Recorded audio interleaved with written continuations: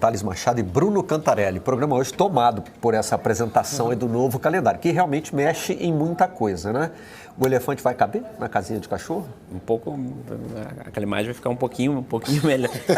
Sabe o que eu tô pensando aqui, Barreto? Eu tô com medo do meu desempenho no Redação Sport TV 2026. Porque eu reclamava muito das coisas que eles corrigiram, então agora não vou ter muito o que reclamar, não. Não todos são mudanças positivas. São mudanças positivas. Parece. Em todos, sim. Parece. O Campeonato Brasileiro está espalhado agora de janeiro até dezembro. Tem um problema nisso aí, a gente estava comentando aqui. Qual será a importância para os clubes dos estaduais, principalmente para os grandes? Aparentemente, as federações toparam trocar a importância dos estaduais por uma presença maior em competições nacionais. De clubes de menor investimento. O que eu imagino? Agora eu estou imaginando os grandes jogando, por exemplo, Campeonato Carioca. Os grandes times vão botar, provavelmente, equipe reserva. Sim, porque vão estar jogando Brasileirão, pré-Libertadores. O Brasileirão vai ser no mesmo momento, né? No mesmo momento ali. E aí, talvez nas finais, ali, nos clássicos regionais, vai ter isso. Copa do Brasil. A mudança que eu acho ruim, mas é uma questão de gosto, opinião pessoal, e ela pode mudar como mudou em relação à Libertadores, é a final única na Copa do Brasil. Acho que o futebol brasileiro fica sem a decisão de mata-mata no estádio do time. Mas é um detalhe, assim, é um detalhe relevante. E é uma data, né? E é uma data. Não seria... Não sei se... Não, o elefante... Ficaria a unha do elefante ali fora, né? Agora, tem também a situação, estava até comentando com o Thales aqui em off, do planejamento dos grandes clubes, né? Se você pegar o Flamengo de 19, o Botafogo do ano passado como exemplo, 4 titulares chegam na janela, e o Flamengo esse ano também fez uma janela de meio de ano, Palmeiras também, né? Muito forte. O peso da janela de meio de ano, ele diminui um pouco. Você vai ter que ter um grande time no início do ano. Sim. Porque você vai jogar... Vai sobrar menos Campeonato Brasileiro. Teve até uma pergunta time, né? sobre a adequação da janela, né? Sim. Que a princípio não muda muita coisa. Muita coisa, assim. Mas perde um peso, né? A janela de meio de ano, porque já vai ter muito campeonato passado, né? E a Copa desde janeiro. A Copa do Brasil virou uma competição que ela está muito parecida com a Copa da Liga na Inglaterra no final dela, porque ela vai ter muitos times da Série A. Mas o começo dela ganhou cara de FA Cup, né? Sim. Mais times brasileiros, um calendário maior. Como que ele expandiu esse calendário para times menores e deixou mais nacional, né? Um aumento ali da Série C e da Série D, essa Copa do Brasil um pouco maior e essa novidade dos torneios regionais sem a participação dos clubes que estão disputando competições como Comebol. A Copa do Nordeste, por exemplo, não teria o Bahia esse ano. E a criação dessa Copa Sul-Sudeste, que já eu estou vendo nas redes sociais aqui, está gerando muita curiosidade. Os participantes dessa Copa... Você já fez um levantamento aí, Eu fiz um levantamento dos participantes da Copa Sul-Sudeste. Quem jogaria esse ano? De time maior, seria o Santos. O Santos estaria participando da Copa Sul-Sudeste. O Bragantino também. O Bragantino também estaria da Série A. Santos, Bragantino e Juventude seriam os times da Série A na Copa Sul-Sudeste. O Atlético Paranaense na Série B também jogaria, mas de resto teriam times como Nova Iguaçu, Boa Vista, América Mineiro, Tombense, Maringá, Criciúma. Isso times que jogariam se essa competição já existisse em 2025. Nesse momento, estão classificados ali pela classificação do Brasileirão para a Copa Sul-Sudeste, Vasco, Internacional, Corinthians, Santos, que são aqueles times que estão naquela zona nem Libertadores e Sul-Americana e nem rebaixamento. É que a Sul-Americana ela vai acabar vai estender, né? Com certeza. Mas vai ser uma competição em que os times pequenos vão querer muito jogar e vai virar um pouco aquele clima de Taça Rio para os times grandes. Isso aí. Vamos tentar entender se os times grandes vão querer usar mais uma data para levantar uma taça ou se vão querer poupar seus times, por exemplo, para o Campeonato Brasileiro, né? A gente ainda tem que entender se essas competições vão pegar. É a maior mudança desde a implantação dos pontos corridos. Isso não tenho a menor dúvida. Só me causa essa dúvida dos estaduais, de fato. Causa muita curiosidade o que os times vão fazer nos estaduais. Seria o fim da importância dos estaduais, de fato, para os times grandes, assim? Pode ser. Pode ser. Mas no todo eu achei um calendário muito positivo. Diminuição da data dos estaduais. Mas me causa essa dúvida, assim. Os times, consigo enxergar... Os grandes até em final. Vão botar time titular, enfim. Consigo enxergar o torcedor reclamando. O torcedor do Flamengo reclamando se escalar o time titular contra o Bangu na quarta-feira, porque tem Flamengo e Botafogo. Que de forma geral o calendário parece conseguir, quer dizer, a gente só vai saber se conseguiu quando ele estiver aplicado, né? Mas ele parece acessar esses dois problemas. Clubes grandes jogam muito e clubes pequenos jogam pouco. Esse calendário está oferecendo mais jogos para clubes pequenos e menos para clubes, provavelmente menos jogos para os grandes. Parece, né, ir na direção desse equilíbrio aí. Anunciando as mudanças para o calendário do futebol brasileiro para a próxima temporada 2026. A gente segue lá na sede da CBF com a nossa equipe que está por lá. Vitória Leite, Gustavo Zupac e Rafael Marques. São muitas mudanças, não é, Vitória, Rafa e Zupac? A gente estava acompanhando, claro, todos os detalhes. Entre as principais novidades, Vitória, o Campeonato Brasileiro começando então no dia 28 de janeiro. É um desses destaques, Vitória. Bom dia aí para vocês. Bom dia, Bruno, amigos que estão aí no estúdio, também ao fã de esporte que nos acompanha. Bom dia, amigos. Bom dia. Bom dia. São tantas mudanças que a gente até está em 3, hoje a gente está em batalhão aqui para passar para vocês, mas exatamente essa com certeza é a mudança mais significativa, é a extensão do Campeonato Brasileiro pela temporada, né? Então começa ali no último final de semana de janeiro e vai até o primeiro final de semana de dezembro, com a pausa, é claro, para a Copa do Mundo. Mas isso vai impactar em todas as outras competições, né? Então a gente vai começar falando do estadual também, porque os estaduais que costumavam ter 16 datas passam a ter 11 datas. Claro que o Júlio Avelar, diretor de competições da CBF, já deixou explícito ali na nossa apresentação de que vai ter ainda uma conversa com a FPF e FERJ, né, as federações do Rio e de São Paulo, para ver se tem possibilidade de adaptação. E também a gente passa o calendário da Copa do Brasil, que é uma mudança grande, de 92 times para 126 times e final única. Amigos, muita coisa para passar para o fã de esporte. Vou começar com você, Gustavo Zupac. Eu gostei. Porque o Rafa, anfitrião, deixou a gente começar com você. É verdade, visita tem sempre prioridade. Assim, eu queria dizer de largada que eu gostei. É claro que não é o calendário perfeito.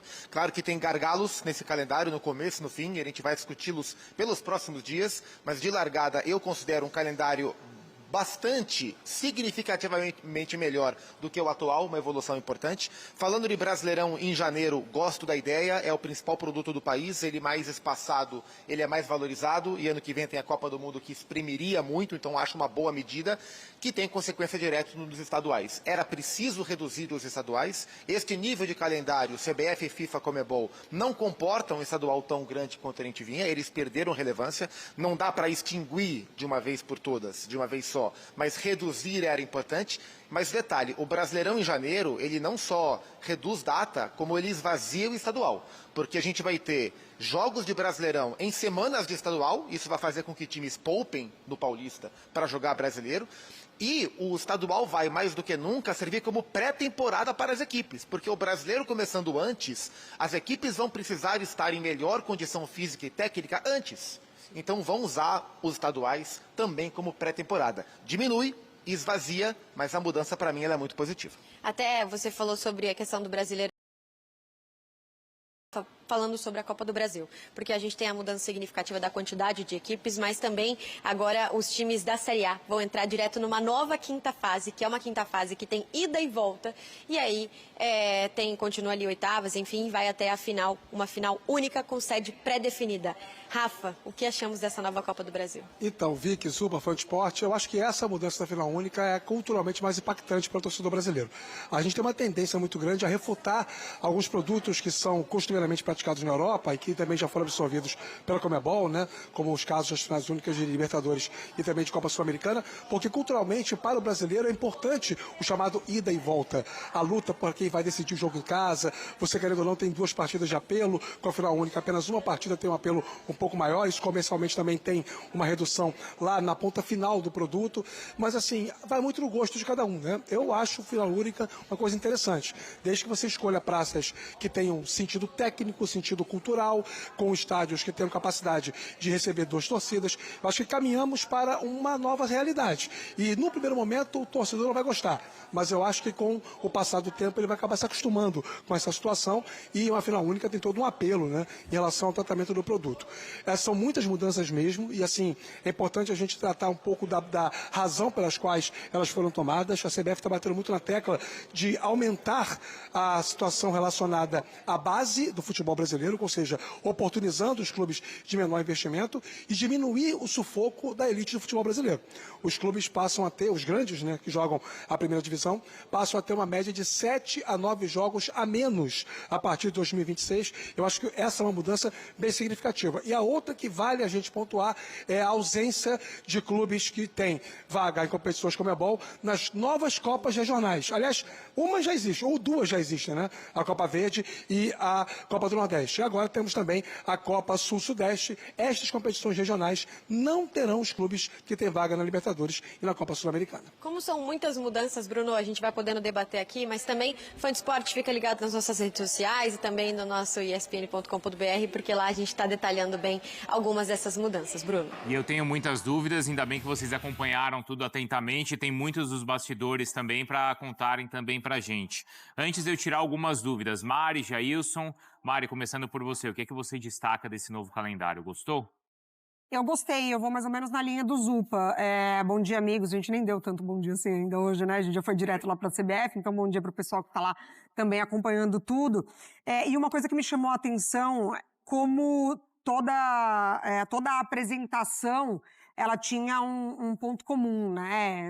Essa coisa de você tentar equilibrar para dar oportunidade para as outras federações, as menores, os times participarem das competições no maior nível ali, falando de Copa do Brasil. Então, aumentam-se as vagas. É uma situação muito difícil você pensar num calendário para equilibrar o tanto que a gente critica, pensando na saúde dos jogadores, mas também o quanto que a gente chama a atenção para quem depende muito dos estaduais, por exemplo. Então, não é simplesmente acabar com os estaduais e aí as outras equipes que ficam sem calendário o ano inteiro. Eu não gosto de final única. Nem na Copa do Brasil? Não gosto de final única. Eu acho que você tira a oportunidade do público e você tira a oportunidade das equipes. Então, por exemplo, assim, se a gente tem uma Copa do Brasil final São Paulo e Corinthians, que dentro do próprio estádio as torcidas não podem se encontrar, Sim. Você não pode ter a divisão ali das torcidas, em outro estado você também não consegue garantir a segurança. Então, assim, eu não gosto de final única. Eu acho que é um conceito que a gente tem aqui que faz muito parte, né? Mas, no geral, eu gostei. Eu gostei quando você dá mais oportunidades e você também pensa, entre aspas, na saúde dos atletas. Você, Jailson, gostou? Gostei. De uma maneira geral. Gostei. Acho que tem alguns pontos, como o Zupac falou, que a gente pode discutir, né? Alguns gargalos, mas de uma maneira geral. Não, de maneira geral, eu gostei. Acho, assim, bom dia, né? Novamente, bom dia aos amigos também que estão lá, bom dia ao Fã de Esporte. É uma situação que já tinha que ter sido vista há bastante tempo, né? Com um atraso monumental, mas enfim, está sendo vista e eu gostei. É uma situação que eu já batia na tecla, principalmente em relação ao Campeonato Brasileiro, porque se o Brasil quer vender uma liga, né, uma grande liga, era a única liga no mundo, praticamente, que o calendário nacional não era iniciado ali, por exemplo, com a sua principal competição. Estou tirando Supercopa, né? Sim. Tirando Supercopa da ideia, falando de ter a principal competição iniciando o calendário nacional. E também, assim, com a redução dos estaduais, que é algo que a gente já tem batido na tecla há bastante tempo, a questão vai ser realmente, né? O Zupa falou de pré-temporada, vai ser assim, acredito que os times vão fazer 2 grupos, acho que é inevitável, porque vai estar jogando, por exemplo, final de semana, o Campeonato Brasileiro e o estadual vai ser no meio da semana. Você, com todo o respeito do mundo, pegando como carioca que sou, você não vai ver um Vasco, um Fluminense, um Botafogo, um Flamengo, jogando o final de semana com a sua equipe principal e no meio de semana o estadual com a equipe principal também. Por exemplo, vai tentar, sei lá, com 30 jogadores que você tem no elenco, você vai fazer uma divisão ali, minimamente, para usar os 2 grupos nas 2 competições que vão acontecer basicamente ao mesmo momento. Me parece que a montagem, Vitória, desse calendário, a premissa é diminuir a data dos clubes maiores, os clubes da Série A, né? Isso é uma necessidade. Sim. E, ao mesmo tempo, dar mais jogos ou dar um calendário completo para as equipes menores. Sim, corretíssimo, por sinal. Inclusive da série, a gente cobrava. Da terceira divisão e da quarta divisão. Série D com mais de 90 times, né? A Copa do Brasil também e as Copas regionais. Agora, Vitória, vamos lá, do começo, então. O Campeonato Brasileiro já começa no dia 28 de janeiro. A temporada desse ano aqui vai terminar no dia 21 de dezembro. Então, quer dizer, as férias e pré-temporada, nesse atual momento, isso não vai existir. Os estaduais começam quando? Isso eu não entendi. Os estaduais começam antes. Os estaduais 11 de janeiro, exatamente. Então, os estaduais, eles também, eles são antecipados, né? E aí, só para dar um dado a mais a essa discussão aqui com os amigos, né? Que no ranking de principais, aliás, de times mundiais, de quantidade de jogos, das 21 primeiras posições, o Brasil ocupa 20 posições. É uma média de 67,5 jogos por temporada. Então, a gente pode discorrer aqui dos estaduais, mas esse é um dos pontos principais ali para realmente desafogar o calendário das equipes da elite, né, chamada elite do Campeonato Brasileiro. Sim, eu acho que essa é uma tendência não só para agora, como para uma revisita desse calendário novo para 2029. Porque, assim, o que a gente percebe conversando com as pessoas aqui da CBF, estamos atentos a esse assunto já há algum tempo, é a preocupação da entidade em ter essa carga diminuída para os jogadores dos times maiores e, ao mesmo tempo, democratizar ainda mais a participação dos times de menor investimento. E por isso, a criação da Copa Sul Minas e por isso, essa readequação de calendário na Copa do Brasil e também a ausência dos clubes brasileiros que estão nas competições Conmebol, destas competições regionais. Os dados que a CBF apresenta em relação à metrificação, à planificação do futebol brasileiro são preocupantes, né? São 882 times registrados na CBF, só 124 disputam competições, 267 jogam as primeiras divisões dos estaduais, ou seja, praticamente 25% dos clubes registrados na entidade. E com essas mudanças, a expectativa é que a gente tenha um aumento de 82 vagas da CBF para clubes automaticamente menores. Vagas estas via séries C, D e os campeonatos regionais. Isso então, em 2026. Então 2026. Pode chegar a 2029 a 214 vagas. Então, assim, é uma perspectiva muito grande. Só pegar assim, dois ganchos que o Bruno e o Jailson colocaram aí, antes de a gente falar de Copa do Brasil, que tem um gancho bom que a Mari falou. Bruno falou sobre férias.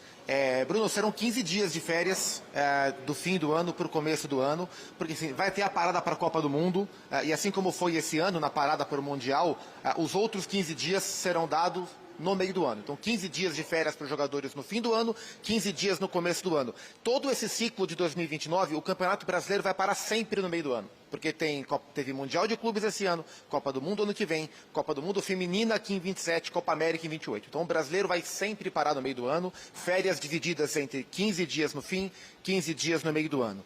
E sobre, o Jailson falou sobre começo de temporada e tal, tem aí um gargalo nesse começo, que são as duas fases iniciais da Libertadores, a chamada pré-Libertadores. 2 times brasileiros, com o Brasileirão começando antes, vão acumular 3 competições nos primeiros meses. Estadual, Campeonato Brasileiro e pré-Libertadores. Esses times terão os jogos do Brasileiro adiados por causa da pré-Libertadores, 2 ou 4 jogos, e serão disputados lá na frente. O que a gente ouviu aqui de bastidor é que a CBF continua tentando mudar a composição de vaga de Libertadores para 27, abrindo mão de 2 vagas de pré, trocando por mais uma vaga fixa na fase de grupos para aliviar esse gargalo de calendário, mas por enquanto a Conmebol e os demais países são muito resistentes com essa mudança.